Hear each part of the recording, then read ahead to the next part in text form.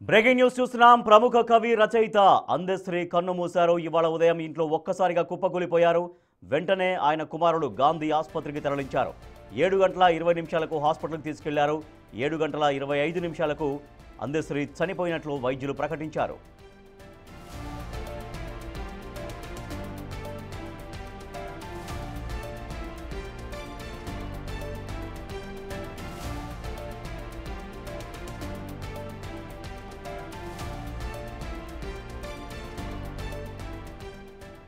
Breaking news చూస్తున్నాం. ఒక విషాదకరమైన వార్త చూస్తున్నారు. అందశ్రీ ప్రఖ్యాత కవి అందశ్రీ కన్నుమూశారు. ప్రముఖ కవి రచయిత అందశ్రీ కన్నుమూశారు. ఇవాళ ఉదయం ఇంట్లో ఒక్కసారిగా ఆయన కుప్పకూలిపోయారు. వెంటనే ఆయన కుమారులు ఆయన్ని గాంధీ ఆసుపత్రికి తరలించారు. 7 గంటల 20 నిమిషాలకు హాస్పిటల్కి తీసుకెళ్లారు ఆయన్ని. కానీ తీసుకెళ్లిన 5 నిమిషాలకే, అంటే 7 గంటల 25 నిమిషాలకే అందశ్రీ చనిపోయినట్లుగా వైద్యులు ప్రకటించారు.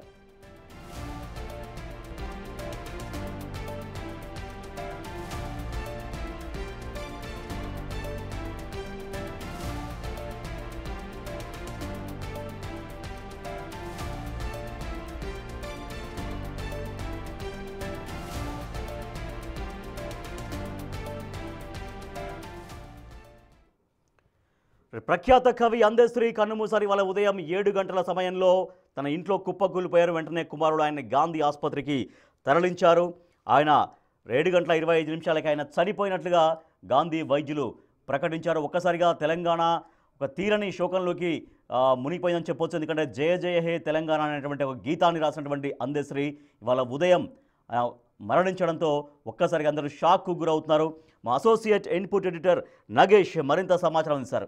నగేష్, అందశ్రీ కన్నుమూశారు. అందశ్రీ లాంటి ఒక గొప్ప కవిని ఇవాళ తెలంగాణ కావచ్చు, ఆంధ్రప్రదేశ్ కావచ్చు, ఒక 2 రాష్ట్రాలు, ఒక తెలుగు కవిని, గొప్ప తెలుగు కవిని ఇవాళ 2 రాష్ట్రాలు కోల్పోయాయి. సో ఒక్కసారిగా అంటే అందశ్రీ మరణం అందరిని ఎట్లా కలిచివేస్తోంది? ఖచ్చితంగా అంటే ప్రముఖ గాయకుడుగా తెలంగాణ గీయాన్ని ఊరు తొలగించిన వ్యక్తిగా అందశ్రీకి ఘనమైన పేరుంది.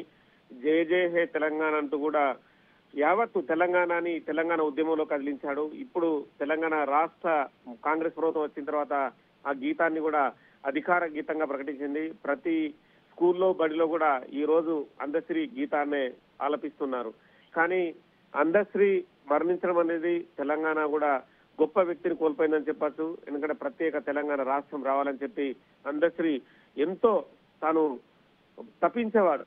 అంటే తెలంగాణ ఉద్యమం నడిచిన క్రమంలో తను ప్రతిసారి కూడా అంటే తెలంగాణ రావాలనేదే నోట వచ్చేది. నిన్నగాక మొన్న కూడా యనమల రేవంత్ రెడ్డి బ్రదర్ తిరుపతి రెడ్డి పెళ్లి ఫంక్షన్ కూడా వచ్చాడు. కానీ అస్వస్థత 2 రోజుల నుంచి ఉన్నట్టుగా తెలుస్తుంది. పల్స్ డౌన్ కావడంతో వెంటనే ఆసుపత్రికి కుటుంబ సభ్యులు తరలించారు. అందశ్రీకి ఒక కొడుకు దత్తు, 4 కుమార్తెలు ఉన్నారు. తను ఇక్కడే తార్నాకలోనే తను నివాసం ఉంటారు. కానీ అందశ్రీ మరణం అనేది చాలా మందిని కలిసివేసింది. ఈ విషయాన్ని ముఖ్యమంత్రి రేవంత్ రెడ్డికి, మిగతా తెలంగాణ సహా ఉద్యమకారులందరికీ కూడా ప్రస్తుతమైతే తెలియజేశారు. తన భార్యతో పాటు కొడుకు, కుటుంబ సభ్యులు కూడా తీవ్రంగా విలిపిస్తున్నారు. మరి యాక్టివ్ గా ఉండే అందశ్రీ మరి ఎందుకు అనారోగ్యం ఏంటనేది కూడా పూర్తిగా తెలియని పరిస్థితి. కానీ తాను ఎప్పుడు కూడా అనారోగ్యం ఉందని చెప్పినా కూడా, తను హాస్పిటల్కి వెళ్దామని చెప్పినా కూడా వినని వ్యక్తి అని చెప్పి వాళ్ళ కుటుంబ సభ్యులు చెప్తున్నారు. నాకు బాగానే ఉందని చెప్పి కూడా చెప్పుకునేవాడు అంటున్నారు. కానీ ఎప్పుడు కూడా యాక్టివ్ గా ఉండి యాక్టివ్ గా పార్టిసిపేషన్ చేసేవాడు అందశ్రీ. తన మొత్తం అంటే తను ఎక్కడో తన జీవితాన్ని జనగామ జిల్లాలో ఒక గొర్రెల కాపరిగా తన జీవితాన్ని ప్రారంభించాను. తనకు చదువు రాయని చెప్పి ఎప్పటికీ చెప్పుకొచ్చేవాడు. కానీ పాటల విషయంలో మాత్రం ఖచ్చితంగా తెలంగాణకి ఏం కావాలి, ఏం అవసరం అనే విషయాన్ని కూడా తన గానం ద్వారా అందరికీ తెలియజేశాడు. అంటే ఎక్కడ కూడా సభ జరిగినా, ఏది జరిగినా కూడా కనీసం తను 2 నుంచి 3 గంటల సేపు కూడా ఆగకుండా మాట్లాడే వ్యక్తిగా కూడా అందశ్రీకి పేరుంది. ఎందుకంటే తన నేపథ్యాన్ని కూడా దాచుకోకుండా చెప్పేవాడు. అంటే తన బ్యాక్గ్రౌండ్ ఏంటి, తను ఎక్కడో ధనవంతుల ఇంట్లో పుట్టలేదు. తను ఒక సాదాసీదా కుటుంబంలో, నిరుపేద కుటుంబంలో పుట్టి ఈ రోజు తన తండ్రి చనిపోయినా కూడా తన ఎదుగుదలకు తోడ్పడి తనను తీసుకొచ్చింది. గొర్రెల కాపరిగా మిగతా పనులు చేసుకుంటూ తాను చాలా కష్టమైన జీవితాన్ని గడపని చెప్పుకోడు. తదుపరి హైదరాబాద్ కి షిఫ్ట్ అయిన తర్వాత కూడా తన కుటుంబ సభ్యులు పోషించుకోవడం కూడా తన రచనల ద్వారా కూడా కొంత ముందుకెళ్లే పరిస్థితి. కానీ ఈ రోజు తెలంగాణ ఉద్యమ గీతం జయ జయ హే తెలంగాణ జననీ జయకేతనం అనేది మొత్తం యావత్ తెలంగాణ సమాజాన్ని ఉద్యమ సమయంలో ఏకం చేసింది. అంటే తెలంగాణకే ఆయన రచనలు పరిమితం కాలేదు, సినిమాలలో కూడా గొప్ప గొప్ప సాహిత్యాన్ని అందించారు. అది రెండు రాష్ట్రాల తెలుగు ప్రజల్ని కూడా చాలా ఎక్కువగా అశేషంగా ఆ ప్రజల అభిమానాన్ని చూరగొన్నటువంటి పాటలు కూడా చాలా అనేకంగా ఉన్నాయి సినిమాల రూపంలో. ఆర్ నారాయణమూర్తి సినిమా కావచ్చు, ఇంకా మరొక కొన్ని సినిమాల్లో కావచ్చు, ఆయన చాలా అద్భుతమైన సాహిత్యాన్ని అందించినటువంటి విషయాన్ని కూడా గుర్తు చేసుకుంటారు అందరు. అవును, అంటే ఒక చదువురాని వ్యక్తి కూడా సాహిత్యాన్ని ఇంత అందిస్తాడా అనేది కూడా చాలా మంది ఆశ్చర్యపోయారు. ఎందుకంటే చాలా మంది చదువుకున్న వ్యక్తులు సాహిత్యం కొంత అలవాటు ఉన్న తర్వాతనే పదాల కూడలిక అనేది కూడా చాలా ఇంపార్టెంట్.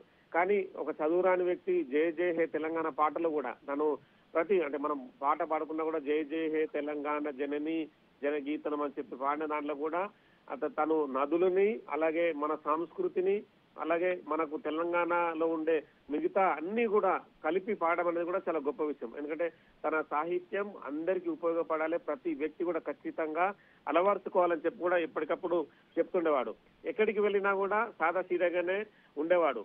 గతంలో కేసీఆర్ ప్రభుత్వంలో కూడా కేసీఆర్ కూడా దగ్గరికి తీశాడు. కానీ జై జై హే తెలంగాణ గీతాన్ని అనేది ఇప్పటికీ వాళ్ళు అధికారికంగా ప్రకటించకపోవడంతో చాలా వరకు వాళ్ళకి దూరంగా తదుపరి ఉన్నాడు. కానీ మళ్ళీ కాంగ్రెస్ గవర్నమెంట్ వచ్చిన తర్వాత ఆ గీతాన్ని ఖచ్చితంగా రాష్ట్ర గీతంగా ప్రకటిస్తామని చెప్పి ముఖ్యమంత్రి రేవంత్ రెడ్డి ప్రకటించారు. అలాగే ప్రకటించారు. ఆ పురస్కారాన్ని కూడా అందశ్రీకి అందజేశారు. అందశ్రీ ఎప్పుడు పిలిచినా కూడా ముఖ్యమంత్రి రేవంత్ రెడ్డి పలికేవారు. అంటే అందశ్రీ అనే సాదా సీదా వ్యక్తి కూడా ఎంత గొప్పగా ఉన్నాడనేది కూడా మనకు అర్థమవుతోంది. కానీ అందశ్రీ మనం కూడా చాలా సందర్భాల్లో కూడా మన స్టూడియోకి పిలిచాం, రెగ్యులర్ గా ఇంటర్వ్యూ చేసినా కూడా తన గొంతే గంభీరంగా ఉండేది. ఎప్పుడు ఏది మాట్లాడినా కూడా అందరినీ పలకరించుకుంటూ ఆప్యాయంగా మాట్లాడే వ్యక్తి. కానీ అదే అందశ్రీని ఈ రోజు కోల్పోవడం కూడా యావత్ తెలంగాణ దిగ్భ్రాంతికి గురి చేసిందని చెప్పొచ్చు. ప్రస్తుతం అయితే అందశ్రీ భౌతిక కాయం గాంధీ ఆసుపత్రిలో ఉంది. తదుపరి ఆ కుటుంబ సభ్యులు మరి తన సొంత ఊరికి తీసుకెళ్తారా లేదా హైదరాబాద్ లోని తార్నాకంలో ఉంచుతారా ఏంటనేది కూడా చూడాల్సిన అవసరం ఉంది. ఇంకా ముఖ్యమంత్రి కార్యాలయం నుంచి కూడా కొంత వాళ్ళకి విధి విధానాలకు సంబంధించిన కొంత డైరెక్షన్ వచ్చే అవకాశం కనిపిస్తుంది. ఎందుకంటే యావత్ తెలంగాణ గీతమే కాదు, తెలంగాణ ప్రజల్ని ఉరుతొలగించి తెలంగాణ రాష్ట్రం రావడంలో ఒక తోడ్పాటైన ఒక వ్యక్తి మరణం అనేది కూడా ఇప్పటికీ యావత్ తెలంగాణ ప్రజల్ని, ఉస్మానియా యూనివర్సిటీ కావచ్చు, మిగతా తెలంగాణలోని పాలమూరు యూనివర్సిటీ, మిగతా విద్యార్థులందరినీ కూడా తీవ్రంగా కలిసివేసిందని చెప్పచ్చు.